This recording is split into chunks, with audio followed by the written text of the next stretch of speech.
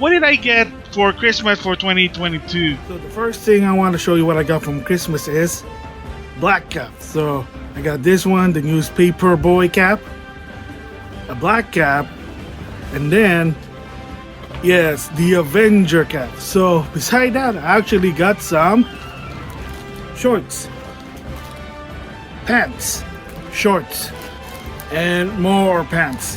Yeah, I know, surprisingly for 2022, I did not ask for underwear, just like Ash's mom always gives to him. So other thing that I got for Christmas from my friends and family are Lego Creative Set.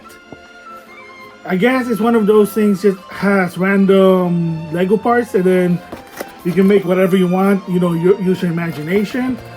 So I guess, I mean, it's not Lego Mario. So first is the toys that are already open. So such as first, can you see there, Lego Mario, the starter set. So I just used Mario. The other stuff is still not yet built because it's just too much for me for the time being. Of course, I got the Karibo set. So you get the Goomba there and then Karibo, and then you put Mario there. So you're hearing that music. And then a friend of mine gave me the Honeybee power suit from Super Mario Galaxy. So yeah, this was not bad here. See, it's making sound. And of course in the background, I got a like Super Sentai Captain America. I guess it's meant for kids. I mean, kind of makes sense if you do a Marvel anime. And then of course, the Netflix kitty He-Man. I did watch the show. It's not that bad. This one is sort of a background character because it only has 5 points of articulation. I mean, it has some sort of power move. You push He-Man's back, and then it just moves forward to swing the sword. It's weird, but for the show itself, it is what it is. It's okay. I mean, the voice of Sasuke as Happy He-Man, just saying there. Masters of the Universe Revelation Trapjaw. Enough said, a lot of accessories. And here's the backside with Trapjaw. And of course, you saw me before with the retro version. So this one is from the Netflix one. So yeah, it's cool for what the figure is. This one is very old. It's from Assassin's Creed Syndicate, and those are a pop figure and whoops, Brobes figure. So I mean, it's Jacob Fryer, if you know who the guy is from Syndicate. Of course, you know the latest one is going to be Assassin's Creed Mirage with Basim, basically a prequel to Eivor storyline, Valhalla, but you know, swag for Assassin's Creed. Farouk. It's cheap, from what I heard. It's not an APA version, it's the Acolyte version, at least has a belt. I mean, it is what it is there. Yeah. Beast Morpher, Yellow Ranger with the Rabbit partner. Yeah. Big Ranger Lightning Collection. Cat from the 3rd season of Mighty Morphin Power Ranger, aka Kaku Ranger. So there you go, the female Pink Ranger. I heard they're popular, but it is what it is, so why not? Speaking of Power Ranger, I got another villain. Piranha Test Head from the 2nd season, aka from what I understand, is either Zhu Ranger or Die Ranger, but I think he's a Zhu Ranger villain. But of course, 2nd season, you know what they did, cut and paste. And then there's the back, what it looks like. Yeah, another lightning figure. They're popular for whatever reason. And then comes with Nintendo and Pokemon. So first, Master Ball with a Snubbull. I like collecting Pokemon, especially with figurine. It complements my Amiibo collection. I know I'm sick in the head, but there you go, different variation with Pokemon with Pokeball. So I know I have some of this. There's a Master Ball, a regular Pokeball of now, I think they call this a Heavy Ball. I think that's what it is. Heavy or Ultra Ball, I can't even remember. Fire Ball figure, enough said, popular. Even comes with a POW accessory. And then the best part with the Mario collection from the world of Nintendo, Toad House. So now I have a lot of Toad Amiibo. I can now use this like a playset. And I get this what it looks like from the backside. Yeah, it's not bad. I have to admit it, it's not bad. And then beside the Toast House, Peach's Castle. Awesome. So of course I have a Peach amiibo, no duh. There's the castle. We can do like a setup. Not bad. Here's what the backside looks like. I don't know what it comes with. I think it's just a castle and that's it. Oh no, it comes with a Bowser also. Interesting. So yeah, not bad. Thank you, friends and family. So coming to an end of the toy section of what I got for Christmas of 2022 are first a Junkian Transformer. So if you watch the movie, the 1985 Transformer movie, I think that's what the year is, with Judge Nelson. So it's one of the motorcycle from Planet Junkie, and who watches a lot of TV. I know it's weird.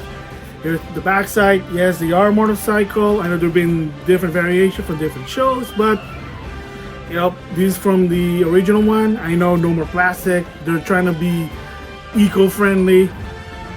So it is what it is. Transformer, Netflix, Reflector. So if you don't know who they are, there are 3 robots that turns into 1 camera. They're a Decepticons Intel spy. That's what they do. And this was from the Netflix one, so kind of interesting. Even the box, it looks like a camera to some extent. Here's the back side here. So yeah, if you really look close inside, there's a camera. That's what it is. So if you're an OG Transformer, then you know who this Decepticon is. And then most favorite Autobot from most Transformer fans, a Dinobot. This one is called Sludge. And here it is, an OG Sludge. Last year I had Slug, whatever his name is, I can't remember. So another Dinobot. And of course, if you watch the Combiner War, for whatever reason, they combine, which is, in my opinion, not really cool, because the whole point of Dinobots are they're strong enough to be by themselves that they can rival a Combiner, but it is what it is. So not bad. This is a studio series. I don't know what it's called. There are too many Transformers already. I can't keep up anymore. But yeah, the box is not bad. And then something I got that I asked myself, why did you give this to me? But what is it? And a lot of people are gonna say it's a cash grab, money grubbing tactic, and that is, yes folks, the Tonka Decepticon Constructicon set. It cost almost $100. According to my friend, he had a coupon that got him 50% off, so $50 off, but still, it's still a cash grab. Look at the quality, it's Tonka. And I would even not recommend opening this. Just if someone gives you this for funs and giggles, just make it a display, because I like to combine stuff, but nah, it looks like crap, Tonka crap. I mean, I'm sorry. And here's what the backside is, and then there you go, the set, the Constructicons. Oh my gosh. And you know what I just realized also, just looking at this, even so it's a Constructicon, apparently it's an Autobot, so it's a Autobot version of a Constructicon, which is, I don't get it. Tonkanator. See, there's the name, Tonkanator. It's a cash grab. You saw me taking picture in my Instagram. Why? Why would you do this? This is so lame. Thank you anyway, but still, it's lame. So other thing that I got, but unfortunately I can't put it on camera because they're too big. First of all, if you notice in the very beginning of this video, yes, one of my friends gave me a AEW buddy, Kenny Omega, and when you hit the head or you shake him, he talks, and I'm like, really? Whatever. So I mean, if I feel frustrated or whatever, I can just beat the crap out of buddy Kenny Omega. But beside that, of course, the helmet from Transformer, they are GameStop exclusive. They are heavy. I'm hearing that they are popular. I mean, I guess if you go to a cosplay, I don't know why. Again, you know, one of my friends is a Transformer fan, but it is what it is. There you go. Soundwave and Megatron helmet. Yes, they are a helmet from what I understand. I mean, they're good for display. It is what it is, but there you go. But if you're trying to carry them, they are heavy. They're big and heavy. Coming to a close with what I got for Christmas for the toy section are first, Scorponok from Beast War. It's just a scorpion, second in command. If you watch that animated show, enough said. This is one of the OG ones. So Scorpion Axe. And then speaking of Scorpion Axe, I don't know why, but whatever. Mega Zarak, aka Scorpion Axe from 4th season of Transformer, Headmasters, now Master Force. This is called Black Zarak, or I guess just Dark Scorpion Axe, whatever. This thing is big, and of course, if you know the history behind this, it was a Hasbro HasLab. People put money in like a Kickstarter, and oh my god, this is heavy, and oh my gosh, seriously. Yeah, the real Scorpion Axe. I mean, Scorpion Axe did appear in the Netflix Transformer, but seriously, this is heavy. So that's what I got for the toy section. So the next one is, of course, since my YouTube channel is all about video game, what did I get for Christmas for video game? First, iPhone shield. I also got a case, but I already put it on my phone, and I'm recording this with a phone. But yeah, I got those necessity if you need to protect your phone. Data East Pixel Classic wannabe Game Boy. It plays, I think, how many data game here? I think it has 8, and then the rest are just some sort of NES shovelware. I know, but again, I got it for cheap. My friend said it was cheap and he raw, and it's just a cool, quick pickup, fun game if you want to play. But a lot of the game, Data East and shovelware, they're just NES games. But it's really cool for what it is. Shadowverse, basically from Side Games, $20, and I'm gonna give it a try. Card games, not really my forte, but I heard it was fun, so I tried it. I guess it is, but you know, you'll learn when you play more about it. So Shadowverse, Darius EX for the Switch, so a shooter, good alternative. Playing before I go to sleep in my room, because I have no access to play it on the TV. And to some extent, you want to go to sleep, so you don't want to leave your TV on. Just saying there, save some energy, conserve some, be eco-friendly. But yeah, it's a good option if you want to play it on the Switch. Maglam Lord, I heard it's a action RPG. Gotta try it out. But I always like RPG, especially anime waifu. And then something that I did want it to some extent, and here's the reason why. Kingdom Hearts Melody of Memory, and I have this on the PS4. The reason I want it for the Switch to some extent is that if you have a save data from this game, you get a free song for Super Smash Bros. Ultimate on Hollow Bastion, and a lot of people said the song is good, so it is what it is. Again, option, I can play it before I go to sleep. Taiko no Taijutsu Rhythm Festival, more songs, especially good licensed anime song, not an American one, because if you bought this one for the PS2, you know all the songs are American. The only closest one was Dragon Ball Z, the American version, and yeah. So yeah, more song. I heard it was on sale. That's why one of my friends bought it for me. So awesome. I like playing some rhythm games once in a while.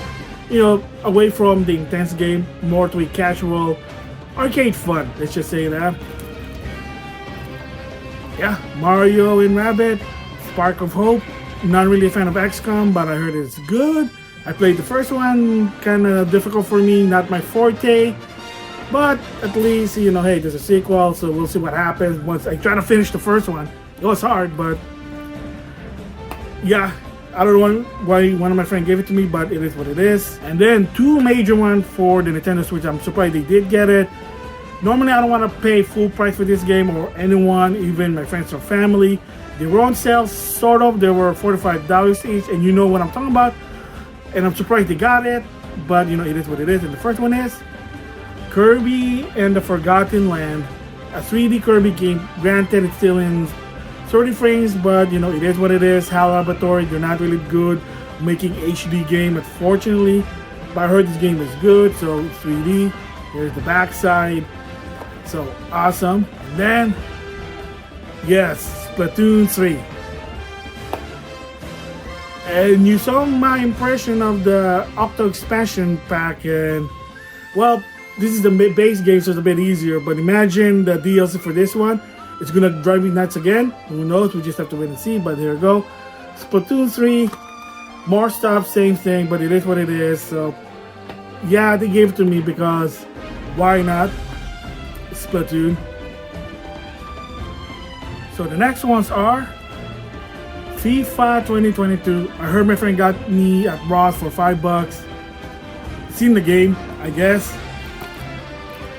Star Renegade. I have no idea what it is. It looks like a twin stick shooter. Again, I don't know. So I'm just guessing right now. I heard about it but never played it. So once I have a chance, maybe I can give a more accurate for what the game is. And then the next one is, yes, Doki Doki Literature Club Plus. No. Enough said. No. No. Chris Star. Oops. I mean Chris Tales. So I'm confusing the game title. And yes, I heard this game is good. So I heard it's about time traveling. It's a action RPG, I think what it is. I could be wrong. Maybe just an action game. So if I have a chance, I'll try it out. Puyo Puyo Tetris 2. I love that game. I played the first one, so this is the second one. Best part is PS5 free upgrade. And yeah, I mean, it's a sequel. Spoiler, the story has nothing to do with the first one, or there's some sort of like, I remember something, but then I forgot something. But it's actually fun. A crossover of Puyo Puyo and Tetris. Not bad. New Super Lucky Tail. Basically, if you know about this game, it was originally an Xbox exclusive, the original one without the name New. And then when it came to an enhanced version, it became multi-platform. So that's what there's a PS4 version, there's an Xbox One version, even a Switch. It was kind of sort of their TV game for the Xbox at one point, but and then they just say, you know what? Why not just make it multi-platform? I mean, heck, if Minecraft and Ori and some Microsoft game can go to the Switch, why not this game? Just saying there. Cotton Fantasy, based on a classic arcade shooter. So there's also a reboot about that long time ago during Amazon Prime, but now Fantasy is supposed to be like a modern version, so you get to play as multiple characters. Yeah, it's not bad, it's fun. I like shooters, classic ones. Speaking of shooter, G Darius HD. Yeah, so basically based on the arcade that went to a PS1 version. Now there's like enhanced version, and now there's a modern version, and this one comes with trophies. So yeah, I heard Darius games are fun, and I did play some of them, and I can see why. Yes, Maglam Lord for the PS4, because why? I get trophies.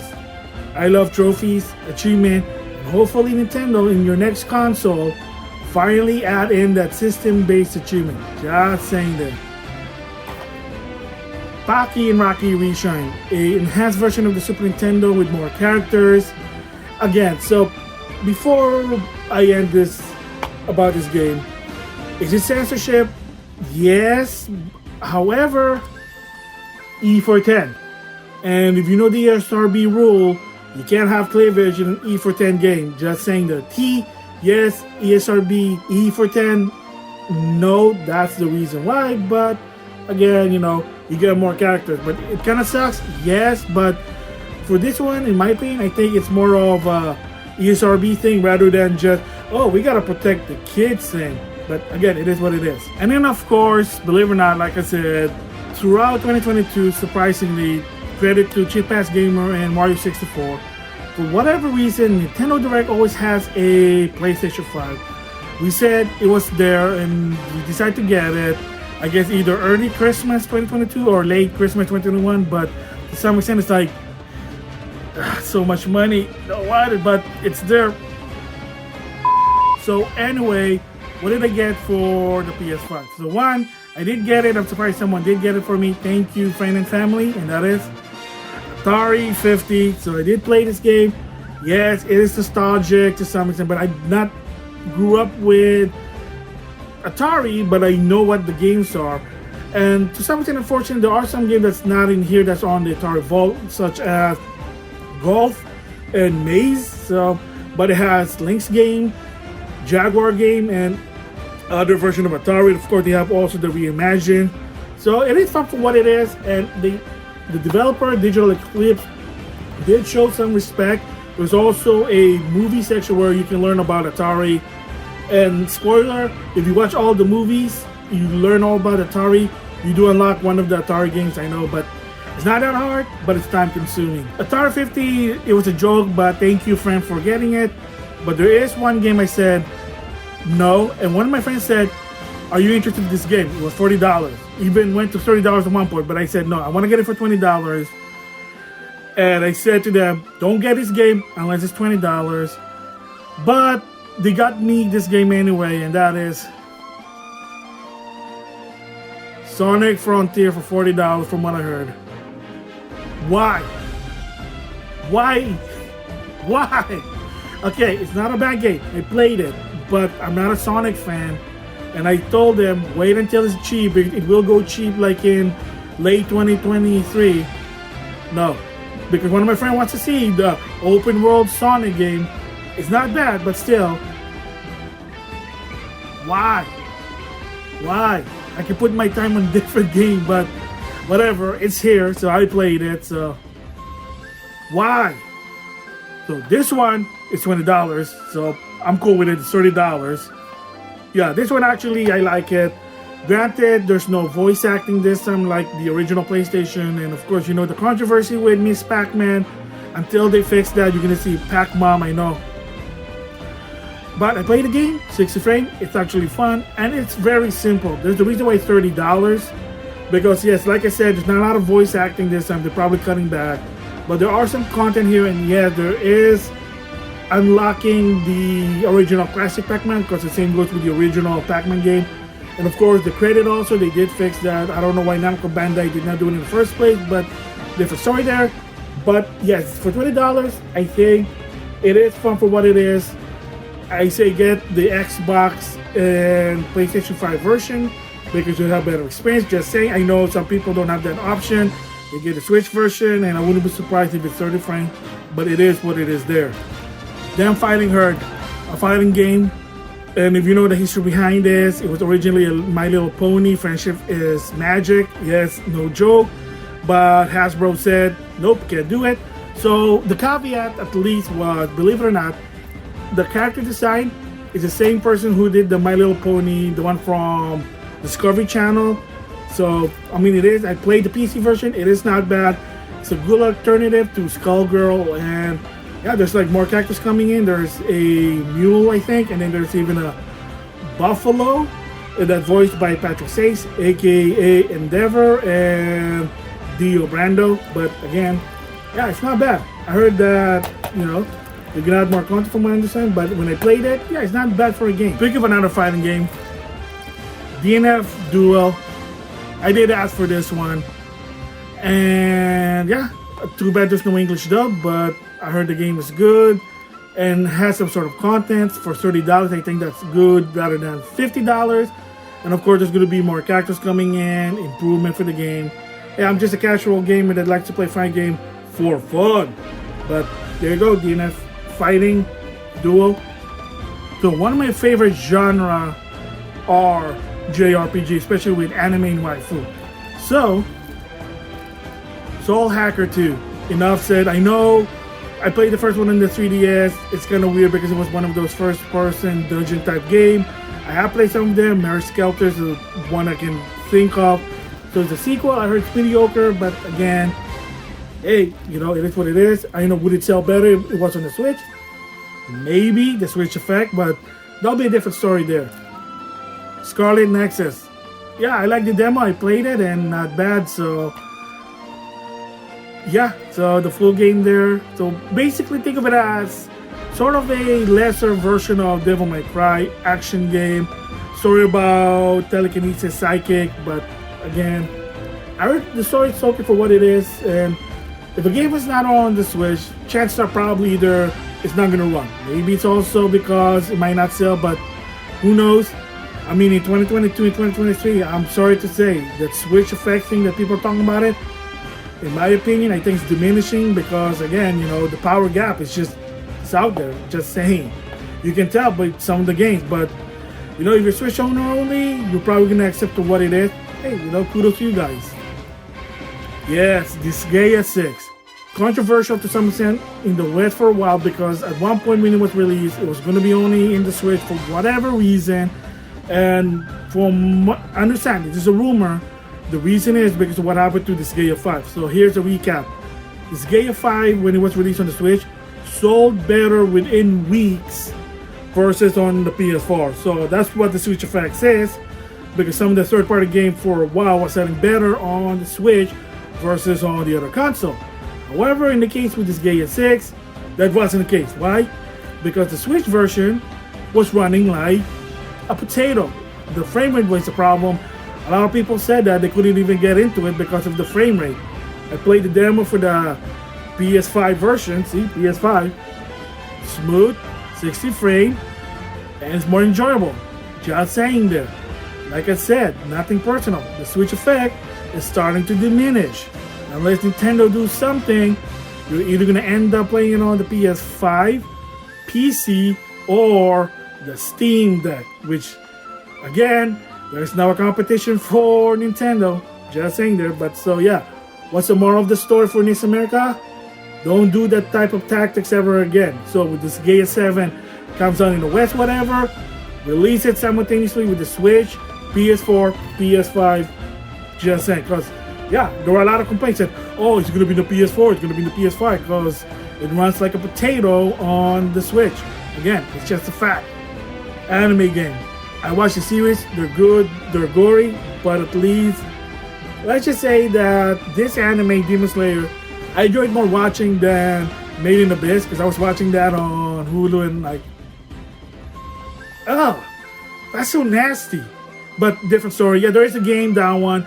Looks like some sort of Dig Dug in 3D, just saying. So I heard it's good. I'm gonna try to have a chance, and yeah, there's DLC even with this game. And best part is, it's English dub. There's English dub for this one. Thank you, Sega.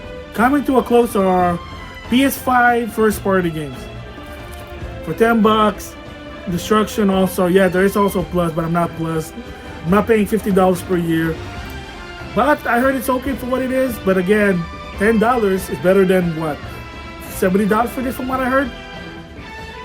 So I mean, it is what it is. I'm assuming it's a sequel to Destruction Derby for the PlayStation 1.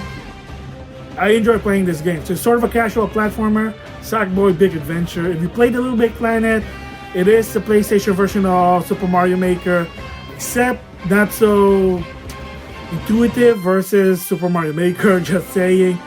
But now they have their own adventure, a 3D adventure. It's not bad for what it is, $20. Hey, can't go wrong with this. Then lastly is Ratchet & Clank Rift Apart.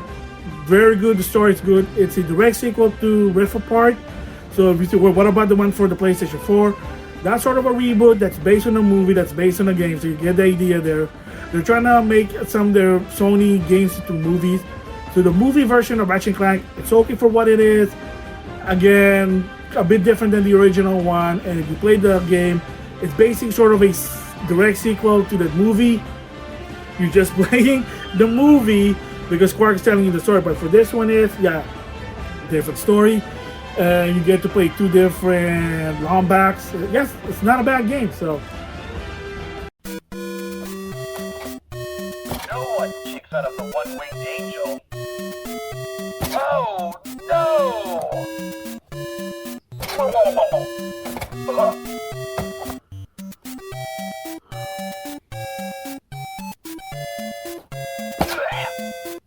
Is that all you got? So those are the games that I got for Christmas of 2022. So thank you, family and friends.